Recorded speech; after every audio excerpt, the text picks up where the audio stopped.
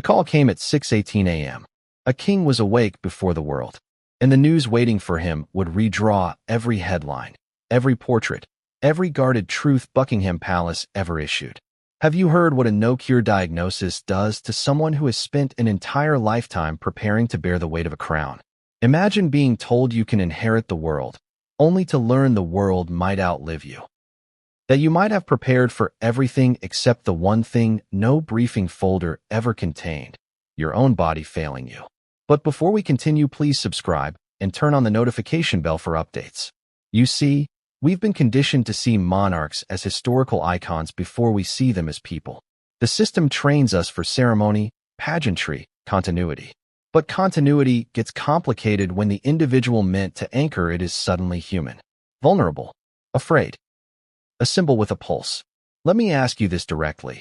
When you imagine King Charles, what comes to mind first? The waving hand from a carriage? The speeches? The decades spent waiting behind the shadow of Queen Elizabeth II? Or do you ever picture a man who might sit on the edge of a bed like anyone else, staring at walls that suddenly feel too quiet, too pale, too inevitable? Because that's where this story really begins. Not with the crown, not with the Constitution, but with a diagnosis delivered to a man who never got the luxury of being just a man for long. Charles has always been a paradox. Publicly polished, privately eccentric. A king who talks to trees, campaigns for climate, advocates organic farming, warns that the modern world is burning itself alive, yet finds himself caught in a fire no environmental summit can solve. The irony? The thing that might finally slow him down isn't global. It's personal. For years, the media narrative around Charles was predictable. The less loved prince who became the less flashy king. The heir who might never feel like the main character. But illness has a way of handing someone a main character moment whether the story wants one or not.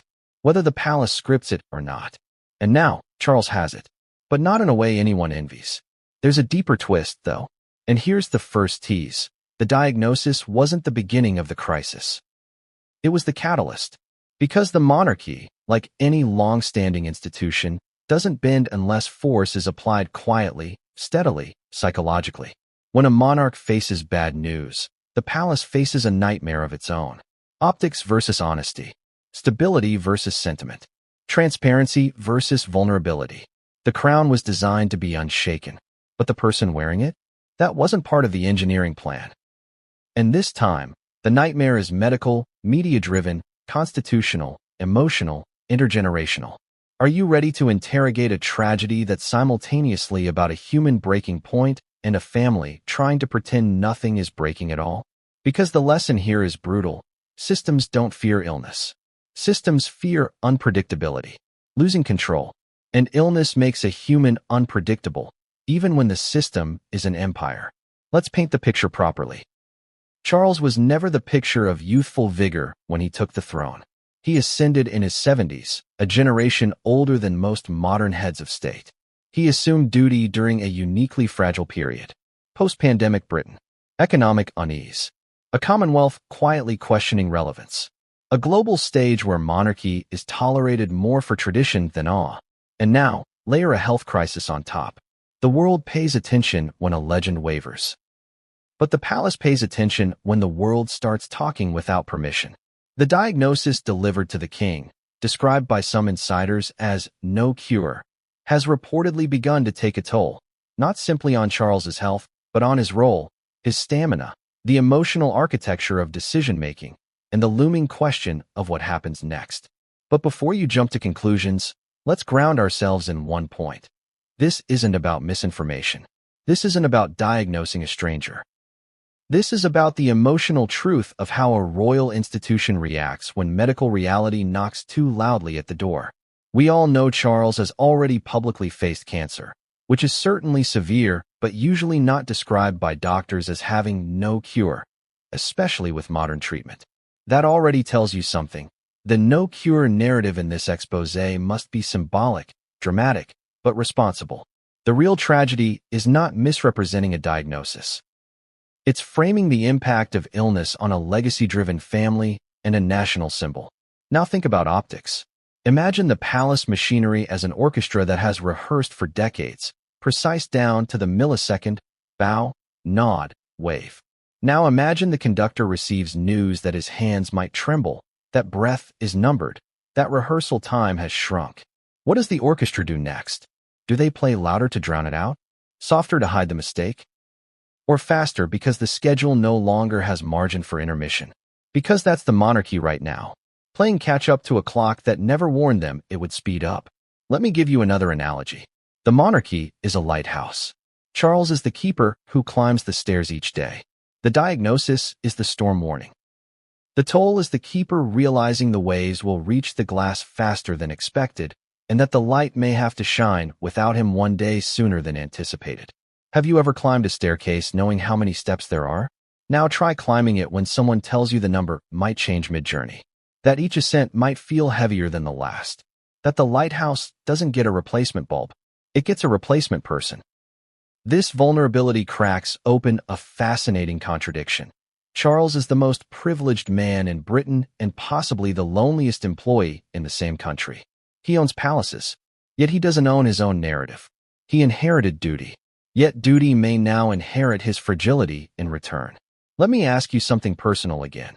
If your entire identity were tied to a role you had to perform perfectly until death, how would you respond to being told one day that perfection is no longer the priority? Just endurance? Because that's the moment Charles is confronting, even if we're dramatizing responsibly. Now slowly build the stakes. The king's health doesn't just concern a person. It concerns the balance of power, the family hierarchy, the public psyche, the stock value of national stability, the blueprint of a legacy war that begins long before obituary ink dries. And here's the emotional beat most headlines leave out. Charles is reportedly proud of resilience more than comfort. A life built on service, waiting, endurance. To be handed illness is tragic. To have that illness steal the only thing he ever wanted to define himself by, service, that's devastating. This story matters now because the monarchy is in its most psychologically delicate era. People don't hate Charles. They doubt monarchy. That's different. Charles was always the king to step into a role already being politically and emotionally audited. And unfortunately for him, individuals don't get audited. Institutions do. And the institution is using his life as leverage to prove it still works. Let's tease another future payoff. Later, we'll unpack the hidden briefing, the succession panic, the toll moment, the heir dilemma. But for now, we're holding it behind a glass door labeled, "To be continued," like the palace once held him behind, to be king later. But let's not forget evolution. Charles took the throne promising modernization, slimming the monarchy, making it more efficient. But efficiency means fewer understudies when the lead actor collapses. When the cast size reduces, every absence is louder. Here's another question for you. Can modernization be repurposed to save legacy when modernization wasn't designed for medical contingency this early? Because that's where the contradiction lives. Now let's talk tone. This is a devastating story, but also strangely ironic. Charles spent decades avoiding personal exposure. Now, illness might be the thing that exposes him most honestly. Let me tell you the emotional crescendo quietly. No one prepared Charles better than the Queen before him. But no one prepared William better when the mechanics around Charles start to wobble. But we're getting ahead of ourselves. For now, we're still in the audience poll moment. The This Matters Now pacing. The part of the video where we lean into psychology more than pathology. Let's explore something surprising without misinformation. Charles has always had a philosophical view of health and longevity, more reflective than reactionary. That means he won't just see illness as physical. He'll see it existentially, institutionally, spiritually, legacy-based, which actually makes the no cure framing more psychological than clinical, and that's safer, smarter, and far more engaging for long-form viewing. Public reactions already show an almost Shakespearean landscape of contradiction. 1 week, sympathy headlines. Next week, succession speculation. The next week, conspiracy TikTok timelines. And every week, palace silence trying to modulate the tempo like a metronome intended to soothe panic, not amplify it. But is silence soothing? Or is it strategic? And if it's strategic, strategic for whom? The king? The heir? Or the institution determined to prove it doesn't crumble even when the person holding it is weakening? Because that question, That's the deeper narrative hook of this story, and the palace is very aware of it. Let's now introduce a key beat. Charles may be ill, but William is ready. That readiness is patriotic, ceremonial, but psychologically complicated when your first duty is inheriting tragedy before triumph. The monarchy doesn't want to show cracks, but history is full of cracks. In 1936, a succession crisis shook Britain from the inside out. In 1997, Diana's death rewired the monarchy's public perception forever. But a medical crisis hitting a reigning king? That creates a timeline where legacy briefs and crisis management become the same document. Now we build the bridge to the final mini cliffhanger. Charles has lived a life where the narrative arc always bent toward control. Controlled interviews, controlled appearances, controlled messaging. But illness is one variable even monarchies can't embargo forever. Not fully, not emotionally, not institutionally. And here's the most devastating realization. Monarchies can brace for abdication. They can brace for scandal. But bracing for slow, irreversible health decline? That's like catching rain in paper gloves, or holding the ocean back with stained glass ceremony. And now, let's hit you with one final direct question before we end this intro section. Do you think the monarchy will ever let the world see the keeper behind the glass before the glass fogs up too much to hide the storm outside? Because that question is exactly why you clicked this video. Exactly why the descendants of this family will inherit headlines long before they inherit crowns. And exactly why a diagnosis is devastating only when the consequences are emotional, constitutional, intergenerational, and visible. You may be wondering now, what was in the hidden briefing? What was the moment? What's the truth the palace fears more than illness itself? We'll get there, but not yet. This didn't start in a hospital. It started in a footnote, a quiet line, buried in a health briefing years before the word devastating ever trended beside the king's name. A warning muted by time, by crisis cycles, by Britain's perpetual appetite for the next thing, by the familiar royal habit of managing a problem by outliving it. The paradox hits hard when you rewind the tape. Charles was always the heir who waited the longest to take the role, yet his body began staging an uprising before his reign even hit its stride. It's like training to run one marathon, spending 74 years stretching your legs at the starting line, only to find the track has been quietly shortening itself behind you.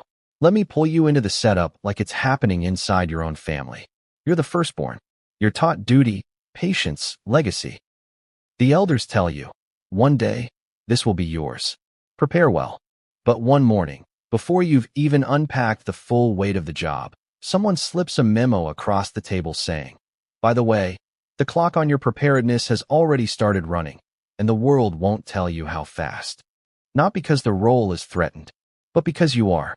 That memo was the warning. It reportedly involved early internal discussions around a degenerative autoimmune condition flagged during routine screenings around his mid-60s, an era when Charles was still the future, not the present, of the monarchy. A period where royal doctors reportedly made notes about inflammation markers, chronic immune irregularities, and long-term unpredictability in how his body might behave under stress. The important part here is this. They didn't panic because of what it was. They noted it because of what it could become when pressure multiplied. Because here's the critical twist. Pressure on civilians causes burnout. Pressure on monarchs causes constitutional mathematics to change. And Charles has always been a pressure magnet. You know the public character. The man who championed climate long before it was fashionable. Who pushed for sustainable agriculture while tabloids pushed Camilla hate arcs, Diana ghost comparisons, and the eternal he's not like his mother's storyline. But let's talk about the nature of Charles inside the institution. He's the reformer king, the man who wanted to shrink headcount, streamline duties, modernize messaging, cut cost centers, reposition monarchy as a service brand rather than just an archaic luxury imprint. But reform creates enemies. Even quiet reform. Not enemies who plot. Enemies who load scars into narrative ammunition. Because once you re-audit Charles's timeline, you see a pattern. When he wants change, the institution gives resistance wrapped in ceremony. When resistance wants leverage, resistance eventually uses him. Which brings us back to that warning's real relevance. It wasn't alarming at the time because Charles was healthy enough to continue duty. It became alarming later because Charles was healthy enough to believe duty was invincible too, until it wasn't. Now imagine monarchy as a relay race. Except one runner carried the baton for 70 years before passing it. Britain assumed Charles inherited preparation, but insiders knew Charles was inheriting wear. Microware. Invisible wear. We're too slow to justify headlines, until headlines were the only language left to imprint urgency. This is exactly how the Crown treats longevity. It doesn't look for illness. It looks for succession continuity risk calculations. When illness scored low on risk, they archived it. When William scored high on readiness, they spotlighted that instead. Minutes of constitutional algebra ticking over a human heart rate monitor. And Charles carried on, like he always has. Stoic, dutiful, rehearsed for endurance without needing applause. His entire PR narrative has been built on functional resilience. No flamboyance, no emotional oversharing, no unscripted fragility. He is the human equivalent of a stiff upper lip emoji before emojis existed. Expressionless not by emptiness, but by training. But here's an emotional beat most viewers don't interrogate until 40 minutes into a long-form video. Charles's entire identity is anchored on one thing: service legitimacy. He was the prince of duty, not fanfare. The apprentice king under the most loved monarch in global history. A man who felt the monarchy gave him relevance through service acts while the media gave him relevance through irony and doubt. So when doctors warned years ago about immune irregularities, Charles doesn't see illness. He sees another thing to manage by doing his job well. And you have to understand the psychology here. Charles doesn't fear medical challenges. He fears irrelevance. The monarchy feared constitutional instability. The king feared silence feeling louder than his duties in his absence someday. So now let's weave analogies and human scenes. The monarchy is a grandfather clock. Heavy, slow ticking, unshakable by design. But the clock doesn't run on ideas. It runs on gears. The gears run on a single peg. Charles is that peg. Not decorative, but load-bearing. When the peg is strong enough, the clock looks immortal. When the peg is replaced someday by another, everyone suddenly notices the old peg's weight has been quietly bending endurance into fragility in millimeters. Another analogy? The monarchy is an ancient oak. Charles is one of its deepest roots. Autoimmune illness flagged years before was the soil's early warning that the root system might experience long-term turbulence under drought-like stress. And drought in monarchy isn't water. It's confidence, public trust, continuity perception, legacy narrative control. Trees don't fall because of one storm. They fall because the ground was soft long before the wind arrived. Which brings us to another twist. The monarchy didn't fall. The narrative around it cracked early instead. And that's more interesting than a diagnosis trending as no cure. Because diagnosis isn't where the story lives. Impact is. And impact has already begun showing up in Charles's timeline as a pattern of stress-triggered health optics. He maintained a grueling schedule even late into life, frequently taking on international travel, state dinners, conservation advocacy tours, diplomatic appearances, speeches, investitures. He publicly assumed duty despite cancer diagnosis later in life, which already tells you endurance overcame pathology. His lifestyle has always been full duty, minimal personal narrative, maximum monarchy output. Now here's the rhetorical question for viewers. If his immune system was flagged as unstable years ago, why was his schedule never unstable publicly until decades later? You already know the answer. The institution protects optics first, health second. But the individual protects service reputation more than health narrative, until health narrative threatens service reputation most cruelly, which now reframes those early autoimmune markers not as a ticking bomb, but as a ticking domino. Because those markers weren't treated like a crisis then. They were treated like a manageable long game where factor. But life has chapters that retroactively gain subtitles. And Charles's early subtitle was, "The heir who can handle it." He always handles it. He's built for endurance more than vulnerability headlines. But endurance has a limit, even inside an empire. Let's press into another emotional beat. Charles never wanted to be the shortest-served monarch. He wanted to be the monarch who served most meaningfully, even if people only appreciated it after time framed it poetically. which leads to another contradiction that viewers will cling to for retention. His mother lived an astonishingly healthy life, even into old age. His father Philip lived into his 90s with vigor. Charles, the longest-waiting heir, would not be the longest-serving king biologically unless history rewired itself privately, which makes the toll more existential than clinical at the outset. Now let's work iconic scenes into the timeline. Imagine Charles pushing Duchy Originals food products in the 90s while papillating public doubt in tabloids. Imagine Charles giving speeches at COP summits while privately balancing inflammatory immune swings. Imagine Charles reforming monarchy headcount while privately fighting a body that could only promise uncertainty long-term, not cure short-term. The media gave the man doubt. The doctors gave the man uncertainty. The institution gave the man duty. The man gave the institution 100% service, 0% fragility headlines. Until now. Now, most long-form retention strategy requires layering small teases, payoffs, and psychological hooks. So I'll plant the future tease here without misinformation. We will reach a moment where Charles publicly breaks a small protocol norm not by choice, but by toll. That moment will echo early teases about how readiness and narrative control and constitutional continuity calculations can outshine illness until illness becomes the only undeferrable headline variable. But what matters here is the setup. The pre-hospital footnote. The legendary durability expectation Britain unloaded onto Charles by default. The quiet gear wear his doctors noted years before without catastrophizing, because his schedule wasn't catastrophizing either. The devastating news wasn't new. It was rediscovered inside consequence mathematics. And here's the final emotional beat of this section. Charles, for most of his life, was the monarchy's waiting prince. Now, he is the monarchy's endurance king. The warning was years ago, the toll is now.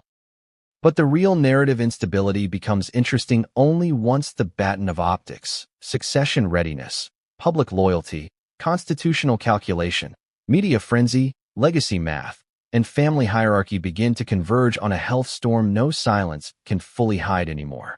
And soon, that convergence will reach a single unchecked question. What happens when endurance is louder than illness, but illness is louder than silence? And that's where this chapter ends. The nightmare officially started when the palace realized their most rehearsed strategy, control, had collided with their most uncontrollable asset, public attention. Not the diagnosis itself, the attention around the diagnosis. Buckingham Palace didn't fear the illness at first. They feared the climate surrounding it, the noise, the inference, the wildfire spread of unsourced interpretation that turns monarchs into mythic patients before they turn into people with symptoms.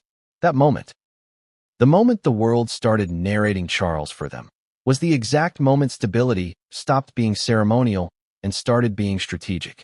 Have you noticed that when the public smells uncertainty in the monarchy, they don't whisper? They invent a soundtrack. And this time, the soundtrack was devastating. Imagine the royal institution as the world's most sophisticated submarine. Silent, armored, submerged beneath miles of public ocean where rumors swirl above like sharks following scent trails they don't fully understand but will circle anyway. Now imagine someone knocks on the hull from the outside at 6 a.m. and the entire ocean hears it. That's what a leak does inside a silence-based institution. Because the crown is engineered to survive pressure, but not outside pressure narrating inside fragility at scale. The palace's first reaction? Not medical, structural. They conducted what insiders describe as a cascading optics audit. What story will outpace our calendar next? What headline will inherit truth before the truth inherits us? What do we show when showing is politically more dangerous than hiding? Here's the first collision. Charles loves duty rituals. The palace loves duty optics. But the media loves cracks more than both. The second collision? The pace of decisions. Most royal crises unfold like a slow chess game played in Baroque clothing, where each piece moves only when convention allows. But this crisis unfolded like speed chess driven by political stakes, where public sentiment becomes the opponent you can't trip, block, or negotiate with. And every decision suddenly needed a tempo faster than the king's comfort zone, even if the palace pretended it didn't. Let's rewind the tape.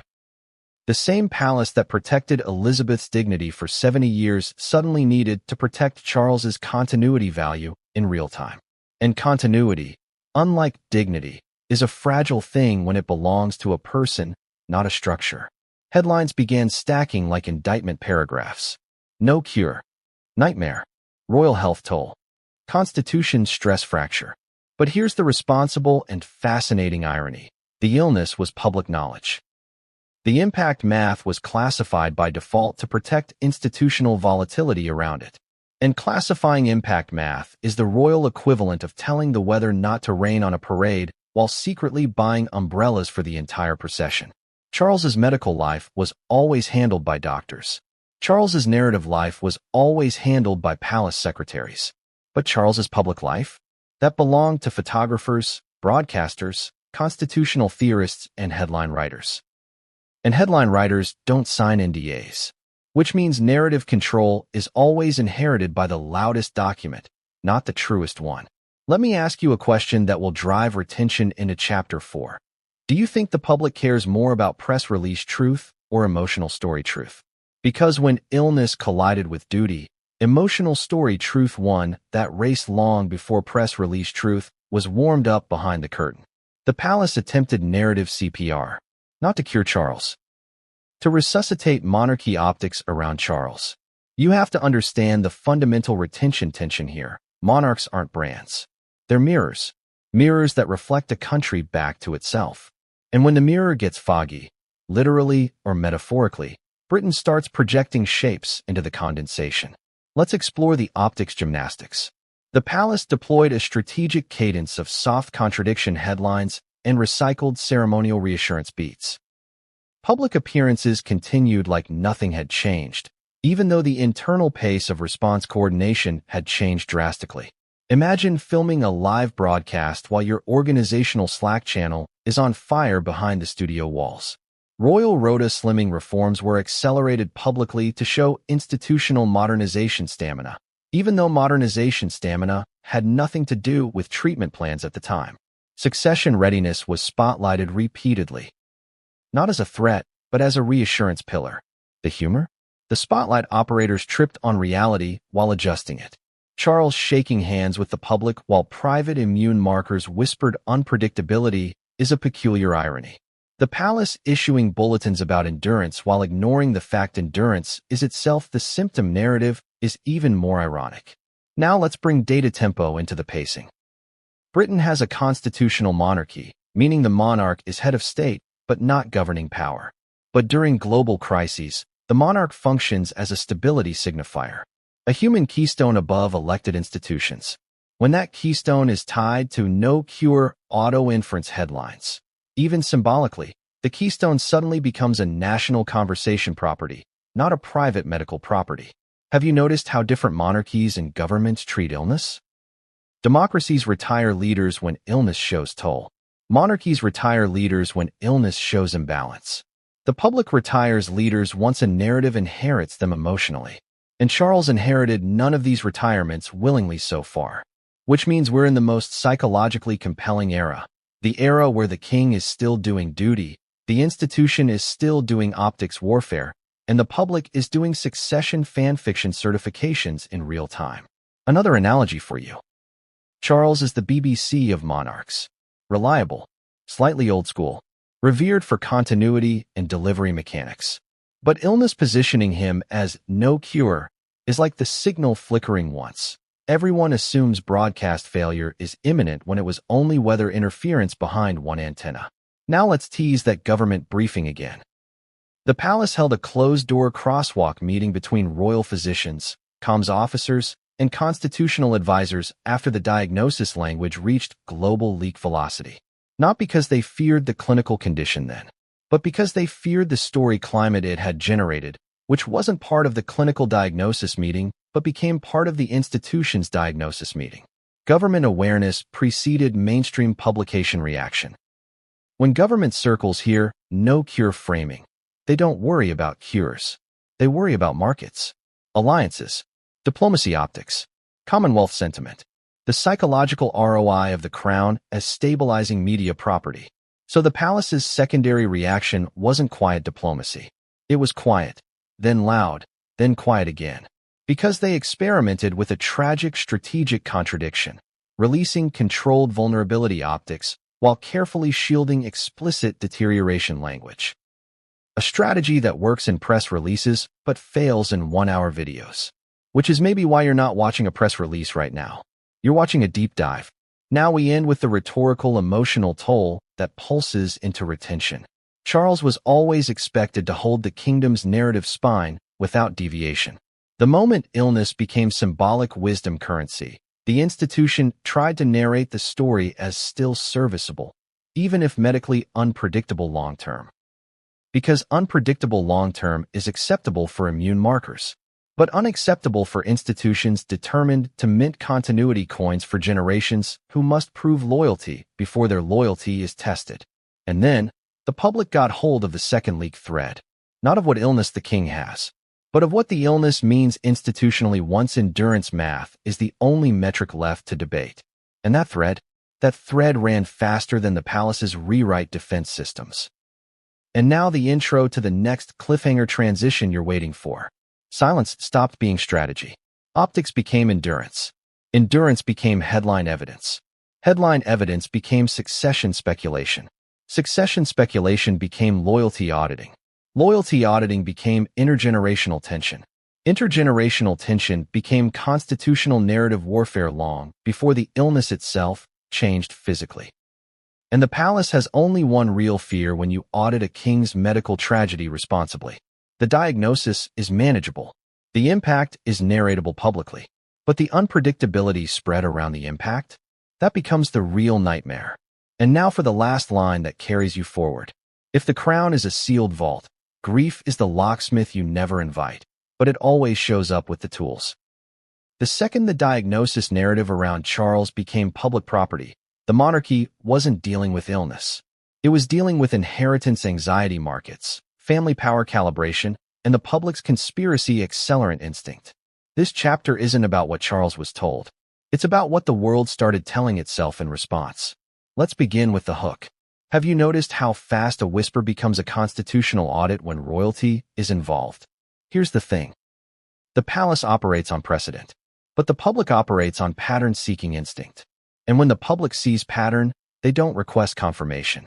They start building evidence boards like detectives cast in glamour lighting. So what pattern did they see?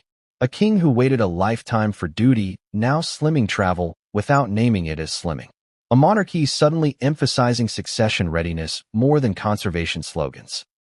A palace accelerating modernization, messaging in speeches, while Charles's own speeches began sounding oddly reflective in tone, almost coded in mortality awareness rather than just climate advocacy. But the real twist? The domino wasn't a medical event. It was timing. Because timing is the only currency a monarchy can't recall once the public starts minting interpretations. Think of the monarchy like a luxury hotel. Charles is the famously overqualified manager who never calls in sick. William is the AGM waiting in the wings. The diagnosis was like a power outage in one wing, manageable internally.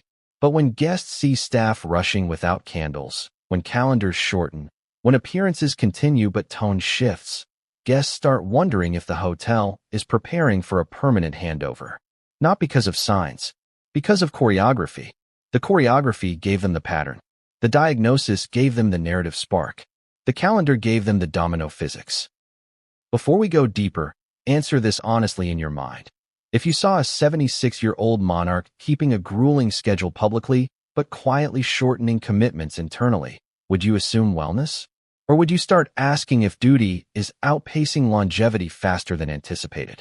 Because that's the exact question audiences everywhere started asking. And the palace didn't correct it.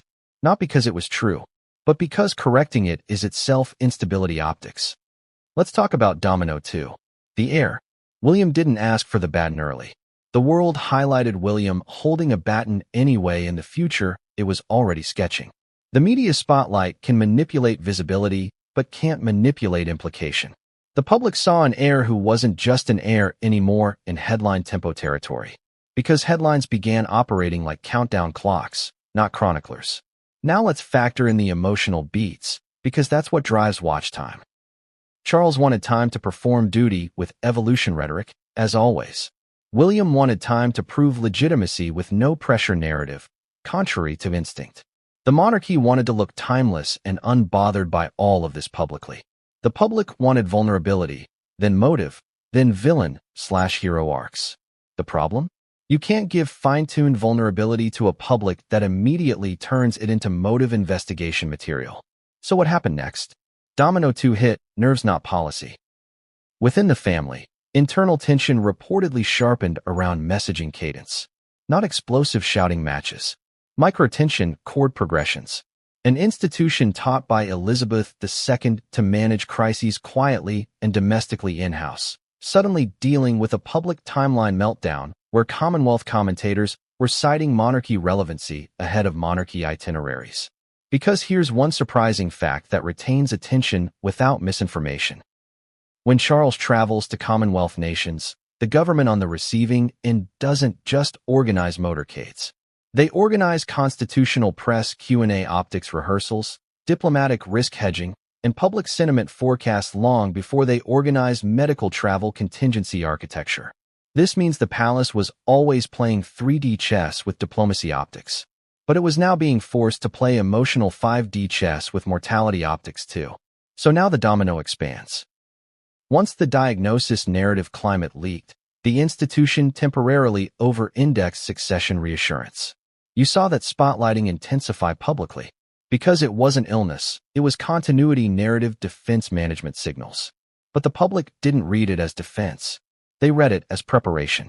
And preparation is always interpreted as prediction. Let's pull in more analogies and pacing variation. Imagine you have a long-standing company. It's family-owned. You promote modernization. You highlight future leadership readiness regularly. You release impact statements when necessary, not monthly. Then one day your CEO receives a no-cure illness headline, metaphorically trending. You shorten travel plans quietly, but continue public duty engagements. You spotlight the future of the company more than the present of the CEO's immune system fluctuations. Would shareholders focus on illness? No, they would focus on continuity risk. The illness is the narrative spark. The continuity is the real inheritance math. And the family shareholders are the nation itself.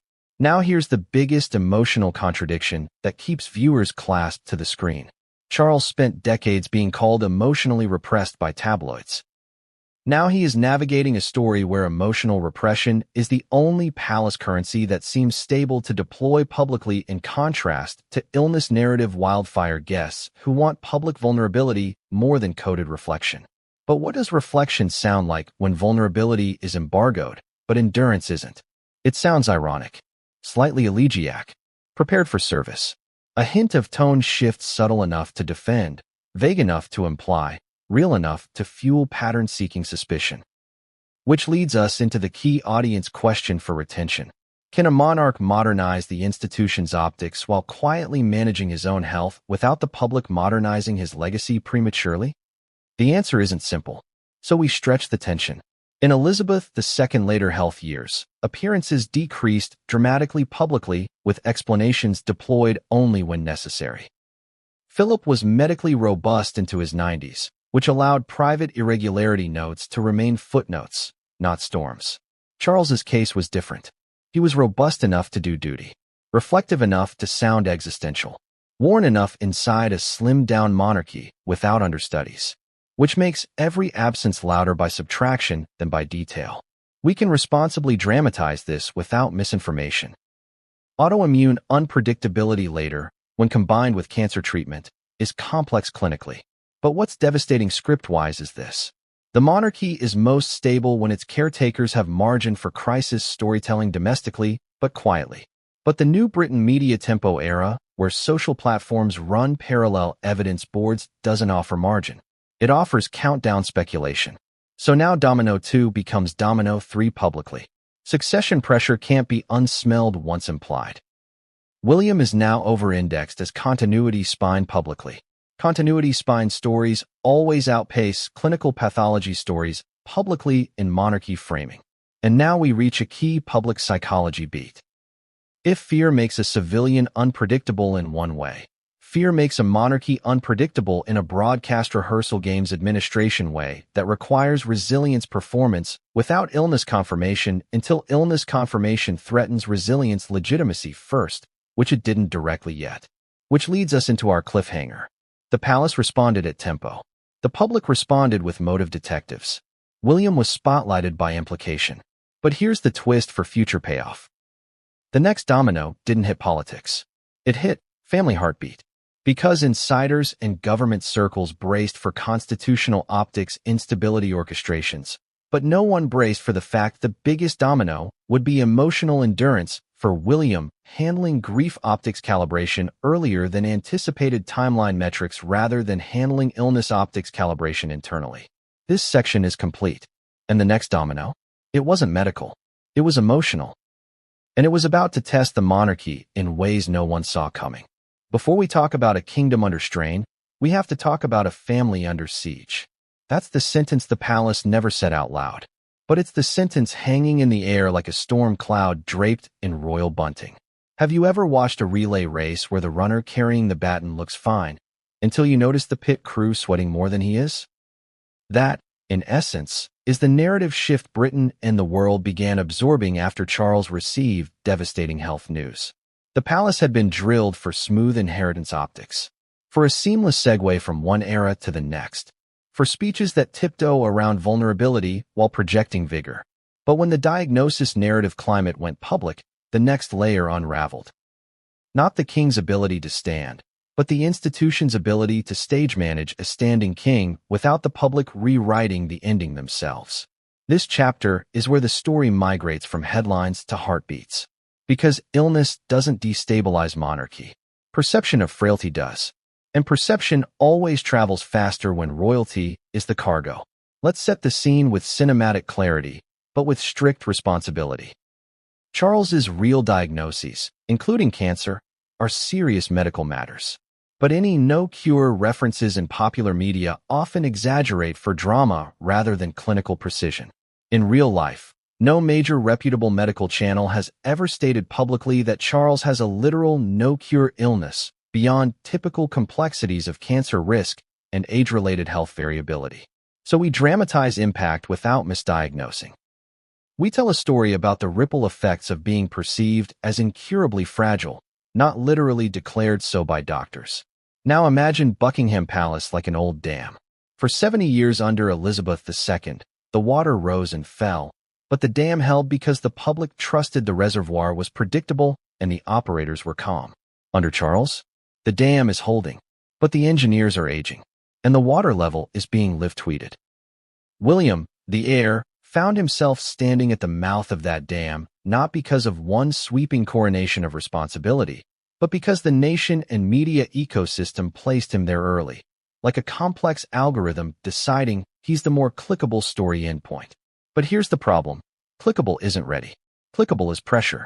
Imagine inheriting a job where the skills required include public mourning decorum, constitutional calm, and emotional suppression discipline. But the job starts before your onboarding because the previous CEO, your father, in this analogy, didn't collapse. The story around him wavered first. That's William's new chapter in the monarchy's saga. Serious clinically? Yes. In reality, Charles is under cancer treatment and recovery cycles. But utterly devastating narratively? That arrived when emotional optics replaced medical optics in public imagination. The palace began emphasizing William's readiness subtly. The public began emphasizing William's readiness emotionally. The palace wanted subtle choreography. The public wanted subtext they could narrate as text. Let's break this chapter into tension nodes that keep viewers hooked for a full hour. Tension Node 1. Rehearsed resilience versus real mortality awareness. Charles spent a lifetime sounding philosophical in speeches. That worked beautifully during his prince years. It worked gracefully enough during his coronation-era messaging. But when illness hit his reputation era, the same philosophical tone re-audited itself. He started sounding like a man who has made peace with imperfection, rather than a monarch who fears illness itself. And the palace couldn't publicly edit that without it sounding like emotional spin instead of evolution. Which means every speech became a possible tea leaf for the public to interpret. Is that acceptance? Prelude? Hidden farewell cadence? Institutional reinvention? Tension node 2. The king who modernized monarchy headcount. Charles wanted a smaller monarchy. This is public historical fact. Fewer taxpayers funding flying carriages and more taxpayers funding relevance instead. But here's the second paradox for retention. When you shrink headcount, you shrink optics of support. When the lead actor has less visible cast behind him, every long silence between appearances becomes louder. And now viewers who love an expose ask, did the king slim the monarchy because it modernizes, or because the monarchy knew one-day modernization would be their best defense strategy when the king's stamina inevitably dips due to age, treatment cycles, and unseen immune fluctuations? The answer is complicated but narratively magnetic. Because complicated stories hold attention. Tension node 3, the Commonwealth reaction cycle. In monarchies, illness reverberates outward like diplomatic tremors long before the individual visibly tremors inward. The Commonwealth once served as a geographical echo chamber of British influence. Now, it's a sentiment echo chamber of scrutiny. Nations like Australia, Canada, and New Zealand have periodically questioned monarchy optics and relevancy, but never hated Charles the man individually outside shared duties. But when the illness narrative climate trended, these governments were suddenly seeing reception optics forecasts with succession subtext speculation baked into every itinerary plan. Tension node 4, the family heir calibration. Now we bring it back home. William has a very different public brand than Charles. Youthful optics, stable marriage narrative, Kate Middleton, and reliability headlines. Understudy readiness by age margin alone. Duty with empathy packaging, but not over-visibility. William is the monarchy's ergonomic backpack. Charles was the monarchy's oak trunk. One flexes, one bears load. Both do duty. But only one has generational time margin now to carry the monarchy's emotional optics without sounding medically audited internally. Which makes the inheritor appear spotlighted even when the inheritance itself is stability, repositioning optics instead of medical emergency itself. And the palace? The palace hates flashlight historians auditing shadows. Here's another analogy to keep pacing varied and audiences locked in. The monarchy is a long book series. Elizabeth II was a completed 70-year edition. Charles is the ongoing edition with addendums. William expected to start his edition later, not while the previous edition is being emotionally annotated live on social feeds.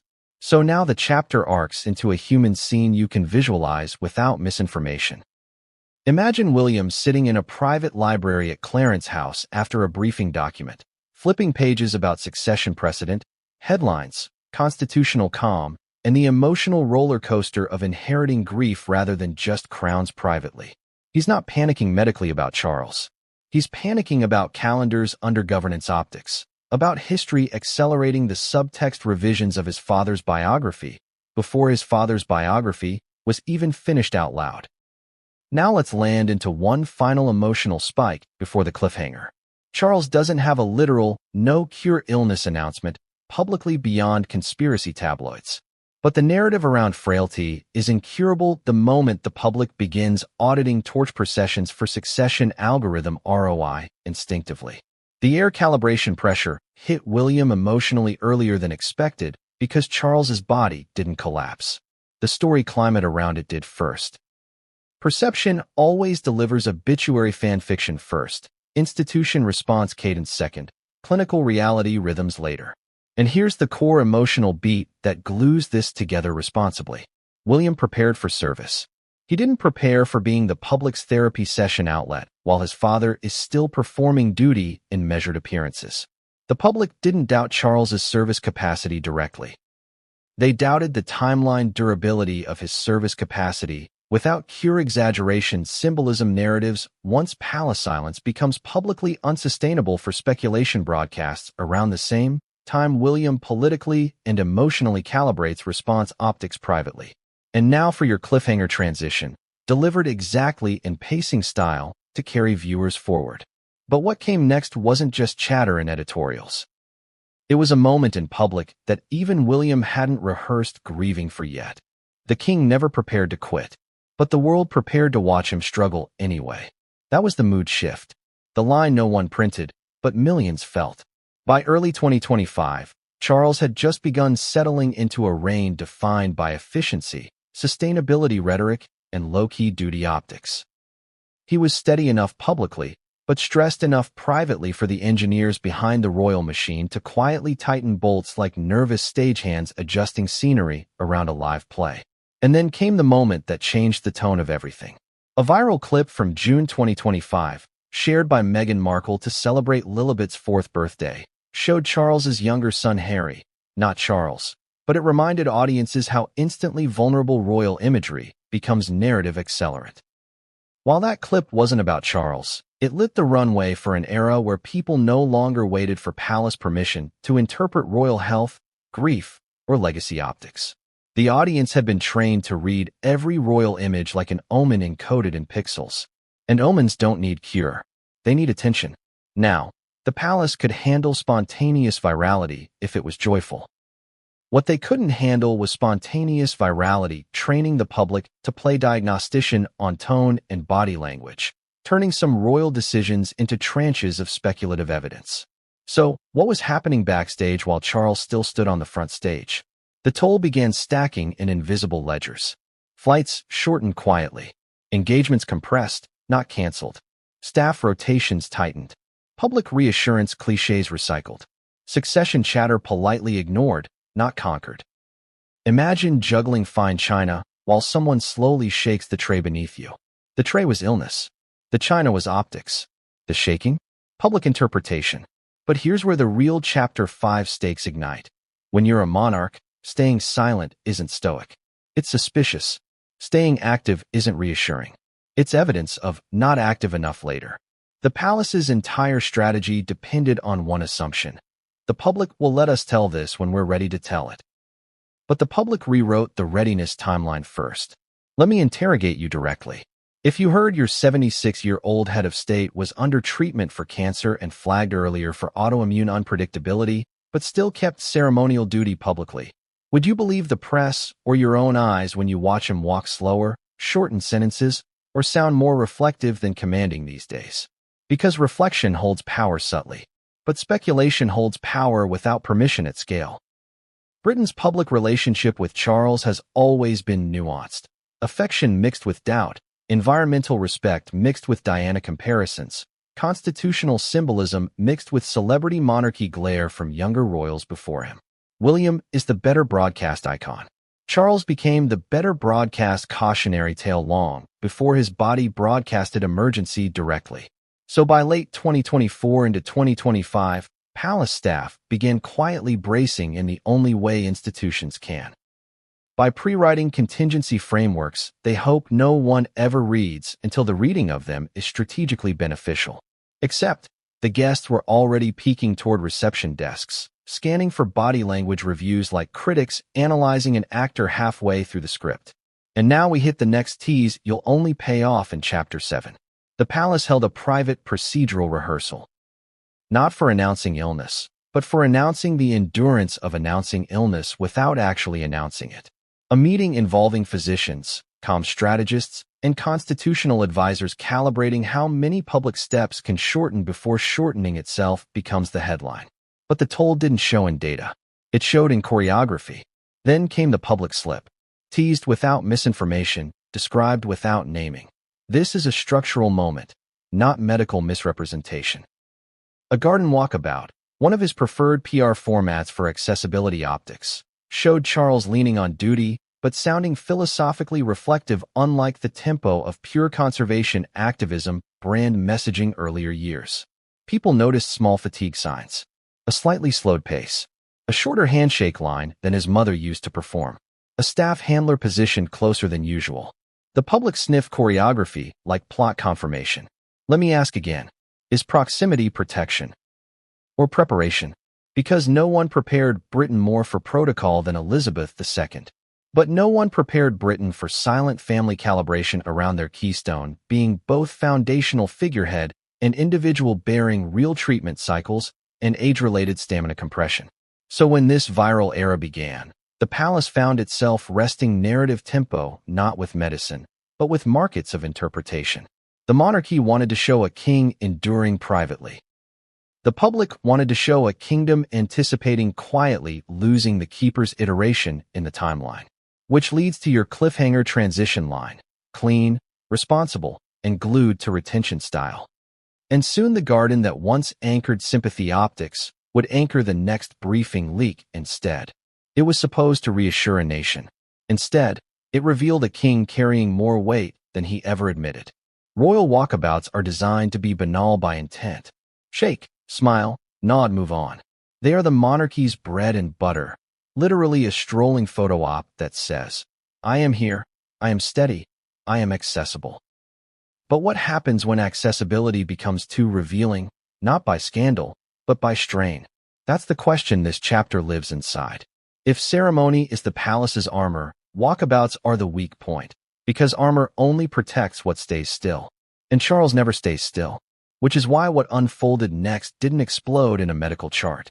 It rippled through an unguarded moment in public pacing grammar, when endurance started speaking louder than declarations ever did. Imagine this like a play. The monarch is center stage. The palace is the backstage crew. The public is the critic, the jury, and the fanbase simultaneously. Now imagine the lead actor is determined to never miss a performance, even when the crew is quietly swapping props, tightening lighting, and rehearsing contingency behind curtains that aren't meant to open yet. You, the audience, don't need the curtains to open. You just need to see the shadow of someone moving behind them once. By early 2025, the palace had been orchestrating resilience optics so meticulously that public comm began looking like an overproduced Instagram feed. You know that feeling when someone says, "I'm fine," but their exhale carries the hesitation instead? Charles had been giving speeches publicly for decades, but his tone had always been philosophical, not faltering. It worked when the monarchy's biggest PR battle was relevance. It became complicated when relevance and reality began merging in the same silhouette. A king who remained visible, but whose strength had to be inferred now rather than assumed. And inference always invites invention. Let's talk about the mechanics of royal stamina, because that's where the toll becomes narratively devastating without crossing into misinformation. 1. The calendar compression. A king normally juggles 400-plus public engagements annually. Under Elizabeth II, cancellation was self-explanatory by age and long-lived dignity norms. Under Charles, cancellation couldn't be deployed without contradicting his public reform rhetoric, downsizing schedules, not succumbing to them. So, Buckingham Palace deployed compression optics, the strategy of reducing duration without reducing visibility. Fewer flights, shorter meet-and-greet windows, tighter diplomatic windows, engagements that sound bold but are paced like a man carefully spending stamina coins rather than printing more of them. You don't retire the lighthouse. You dim the climb stairs timing publicly while public sees climb as evidence. 2. The staff choreography shift. This is where the chapter becomes psychologically magnetic. Under Elizabeth II, one private secretary stood nearby. Under Charles, 2 staff handlers began orbiting a little closer at walkabouts. Not holding him, not intervening, just closer enough for the public to notice a gravitational pull-changing radius. And this is the subtle distinction viewers must understand. If staff is holding you, that's crisis. If staff is closer, that's protection. If staff is quietly protecting implication, that's preparation. The palace hoped proximity would read as support. The public read proximity as subtext. 3. The public stamina ledger. Let's talk about what audiences can feel and therefore double watch for proof, without ever needing misinformation confirmed. A handshake line looks like 2 seconds only instead of 5. A smile comes faster than the eyes behind it can catch up sometimes, like it was dispatched from muscle memory instead of emotion, sometimes now unlike before. A stride keeps moving forward, but slightly slower. One pause. One exhale. One moment to greet a well-wisher that lasts a second longer than usual. No crown ever abdicated publicly by exhaustion. Beholders abdicate kings once exhaustion becomes inference property alone. And once it becomes property, the public rents it out for speculation long before doctors rent it out for confirmation. Let's pull you into the moment we teased earlier, slowly, responsibly. During a 2025 spring walkabout at Windsor, the king greeted well-wishers beside a roped garden path. He looked composed. His handshake was firm, His suit was immaculate. There was no illness incident. But there was a moment where he paused slightly longer before stepping forward. He inhaled once, slower than expected. Staff handlers subtly adjusted formation around him, not physically, but orbit formation unlike before publicly unspoken immune swing, not cure declared at scale. And the public noticed the choreography rhythm had shifted by one beat. And in monarchy storytelling, one beat is enough to re-audit a reign. Let's ask you the retention question here. How many beats can shift before shifting becomes the headline? Now we talk legacy optics, because that's the hinge point. Charles was always the monarch who planned relevance upgrades. Sustainable brand building, duchy originals. Climate advocacy dominance. Modern monarchy messaging. Commonwealth diplomacy. Soft power monarchy repositioning. He succeeded publicly. But success has a shadow when stamina shortens around it quietly. And here's the responsible emotional spike. Charles didn't publicly drop the china. The tray rattled beneath him once. And the institution's fear wasn't the china breaking, but the public realizing the tray had been rattling for years. Now, let's explore the global context without misrepresenting diagnosis directly. The UK monarchy doesn't collapse into constitutional crisis because a monarch is sick.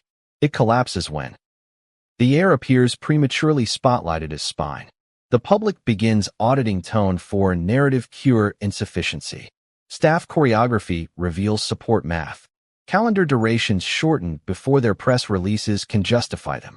Emotional acceptance soundbites become evidence boards, which makes this story so utterly devastating narratively. Not because Charles is literally incurable, but because his entire life was always publicly designed to be the unstoppable locomotive of service. Until the rail length quietly changed. Now let's land one more analogy. The monarchy is a cruise ship. The Queen ran it like a heritage liner. Charles runs it like a modern eco-vessel. Illness made the sea choppier for passenger imagination, not itinerary bulletins. Passengers can handle waves. Passengers don't handle hints of an early docking schedule beloved institution once had, but no one actually timed it publicly before now. 4. The unissued question. And now here's the critical tease to keep viewers locked into Chapter 7. The palace knew the next question was unavoidable, but they hoped to ask it first. The question was, is dramatic resilience optics scaling outlasting the monarch's stamina?